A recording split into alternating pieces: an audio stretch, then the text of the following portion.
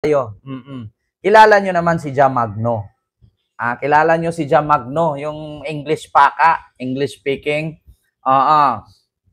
Sabi ni MSL Grand, Digong in the Philippines is in jail. Yes, he deserved.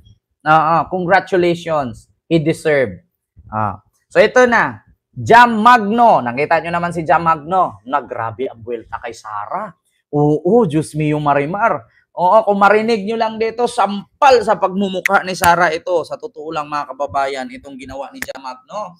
Nako, sampal sa pagmumukha ni Sara ito. Pakinig natin ha sa inyo. Wait lang. Tignan natin mga kababayan kung saan na ba yun? Nawala. Kung paano si Jam Magno magwawalwal. Ay, nawala nga. Saan na ba yun? Watch on TikTok. Bakit ayaw lumabas? Hanapin na nga lang natin sa TikTok. Jam Magno. Kasi hindi lumalabas mga kababayan. Wait lang ha. Hanapin ko lang sa TikTok. Jam Magno to 20 pesos bigas. Naku, grabe ang birada ni Jam Magno dito. Sa mga mahilig maghanap ng 20 pesos na bigas galing kay PBBM at magreklamo kung bakit ang mamahal na talaga ng pangunahing pangangailangan ng Pilipino. I don't understand people and how they're hating on the 20 peso rice. Let me get this straight. Are you actually expecting 20 peso rice to look like Princess Bea? Did you actually expect the quality to be like Princess Bea? I mean, yeah, given it's 20 pesos, what do you expect it to look like? I mean, personally, I haven't verified that it does look like what it does look like when you look at, posts of people, because I can never actually tell whether you're telling the truth or not with so much fake news going around. But it's not only ignorant, it's also stupid to expect 20 peso rice to look like 60 peso rice. If you don't like the quality, then don't buy it. Don't buy it. Diba? Baliko na ko, ayaw palita. If the whole point is for you to hate on 20 peso rice when there is available 20 peso rice, then if you don't want it, kay maguwang rakintahay sa tahop, then nga mo palit man ka, kung maka-afford ka mas mahal na. And again, this is not defending the government, it's just telling it like it is. You're stressing out over 20 peso rice now that it's actually there, and you're still gonna find something to complain about. And trust me, the people that are given the chance to buy the type of rice, that actually want that type of rice, will buy it regardless of your complaints. So baliko nako, you're stressing over something that, number one, you cannot change, and number two, didn't you ask for that? Di ba saba kay ka? And now that it's there, you'll still find something to complain about? Diba? Ang ingay-ingay mo daw, puro ka daw complain. Ano ba daw expected ninyo sa 20 pesos na kilo ng bigas? Pag sinabi mong 20 pesos na kilo na bigas, hindi naman po yan pang jasmine rice. Hindi yan pang commercial rice. At hindi ka naman pinipilit ng gobyerno na bumili ka. Diba? Dante Di Guzman, maraming salamat po sir sa yung 6 euro super sticker. Thank you so much po. Yeah. Anong sabi ni Jam Magno? Hindi ka pinipilit ng gobyerno na bumili ng bigas. At huwag kang mag-expect na ang bigas na 20 pesos ay kasing ganda ni Bella, kasing ganda ni Jasmine, kasing ganda ni Boy Kanin. Yeah? 20 pesos nga eh. Hindi ka pinipilit ng gobyerno na bilhin mo. Ngayon, instead na magreklamo ka dyan, edi wag kang bumili. Bumili ka ng mas mahal. Afford mo naman eh. Yeah. Ang tanging gagawin mo, sumuporta ka na lang. Kapag ang gobyerno gumawa ng tama, puro kay dakdak. Kapag ang gobyerno nagpapahinga, walang ginagawa, puro pa rin kay dakdak. So saan na lang lulugar ang gobyerno? Yeah, Sara, makinig ka dito kay Jam Magno. Alam mo pa naman, galit na galit si Jam Magno sa'yo kasi ang tingog party list, sabi mo, wag iboto. Di mo alam, si Jam Magno nagtrabaho sa tingog party list. Ito pa. No wonder your life's going nowhere. And trust me, those who complain the most, those are the people who are never blessed. Because you're blocking your own blessings with all of your complaints. Diba? And yes, I said it. Because yes, ang inyong manggod is, nireklamo mo sa rice because pangdaot kintay nas gobyerno. And yes, it's a given for Negatrons. But baliko na ko. If you don't like the rice, then don't buy it.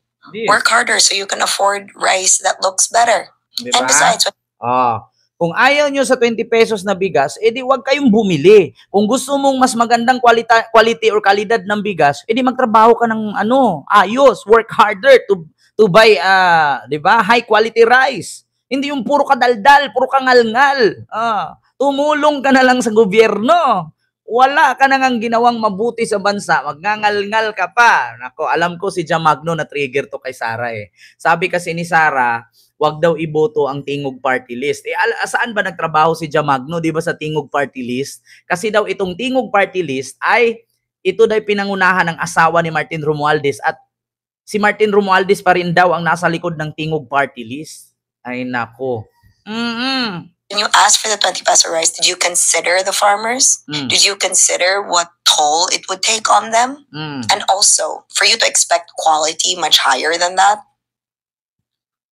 My gosh, you're actually people, not crabs, right? With the mentality, super crabs. And Mona, for me to actually see the quality of the rice first, but para magud na ako, why would I settle for 20 peso rice when I can work harder to buy 60 peso rice? Yes. So I don't have to complain. Because whether you like it or not, regardless of kinsa nga politiko ay magisuportahan, ikaw ra mo palit sa imong kagalingong bugas, dili sila. Diba?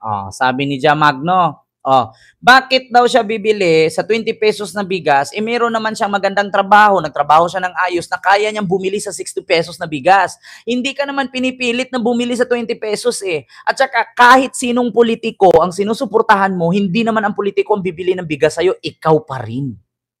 Diba? Tama naman eh.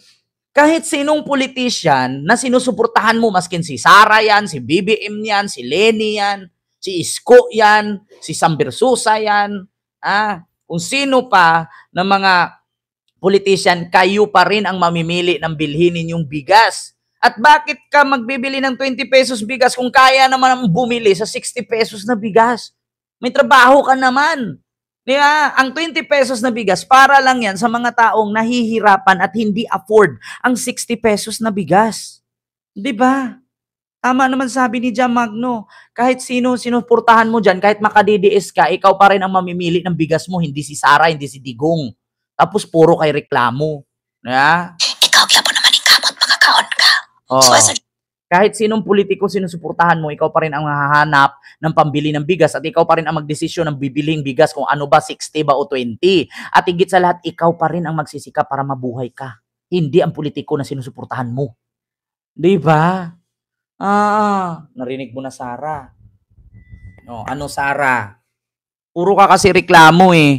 Akala din kasi dito ni Sara, bawat reklamo niya, susundin siya ng tao. Tandaan mo, Sara, 120 million ang Pilipino, 32 lang ang bumoto sa'yo. Diba, Mambit Sampang? Puro kayo reklamo. Kaya nga, tama naman sabi ni Jamagno. Ako nga, ilang beses ko sinabi, rally kayo dito, rally kayo doon, para kay Digong. Tapos pag napahamak kayo dyan, binumba kayo ng water cannon ng mga bumbero, hinagisan kayo ng tear gas dyan ng PNP. Tutulungan ba kayo ni Digong? Pupuntahan ba kayo ni Sara? Hindi. Kasi nangyari na yan. Nag-rally kayo sa Qatar. Nahuli kayo. Na-deport na nga yung iba. Tinulungan ba kayo ni Sara? Wala rin.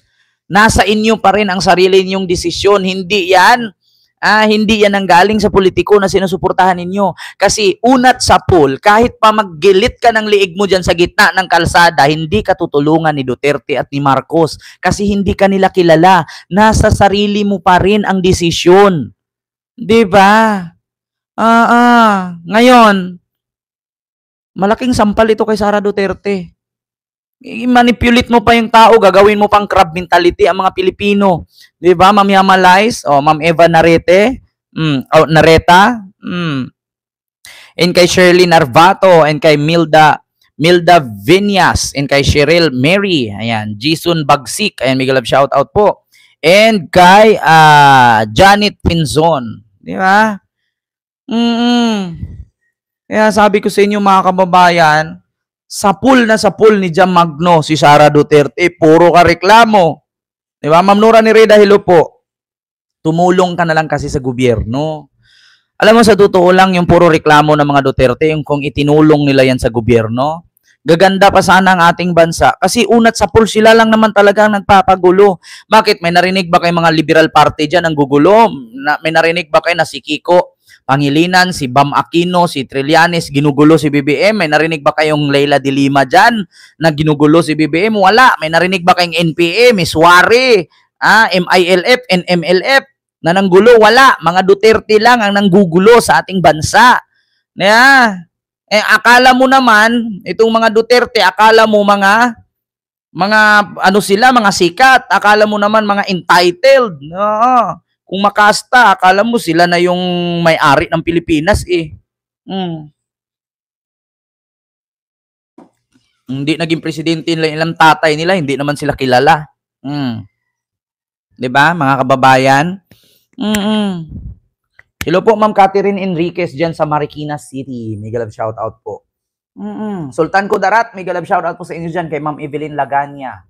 And Ma'am Philly Dilutina, Milagros Facunhuan. Mega love shoutout po. Diba? Tama ako. So ito na mga kababayan, dito tayo sa sunod. Karong-karo yung sinasabi ko ha. Tayo ha mga kababayan. Sunod na topic natin. Naku, mga kababayan, maganda yung ating topic. Oo. Alam nyo ba, ang topic natin mga kababayan ay pangalawang topic. Ma'am Cathy, mega love shoutout po. Good afternoon po. Oo. Drugs pa more. Yeah. Ito tayo mga kababayan sa pangalawang topic. Tapos na tayo dyan ha.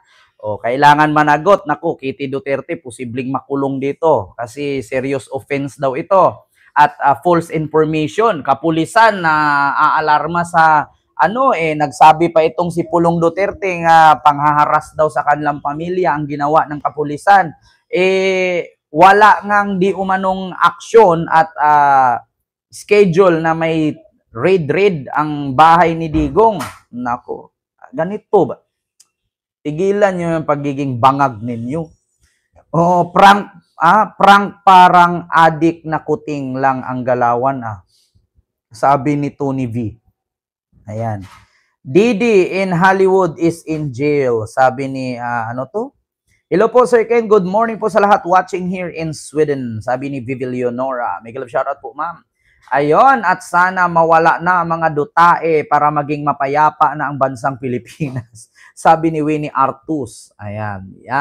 Dapat lang managot yang si Kiti-Kiti. Sa kanya galing ang chismis. Ito na mga kababayan, dito tayo.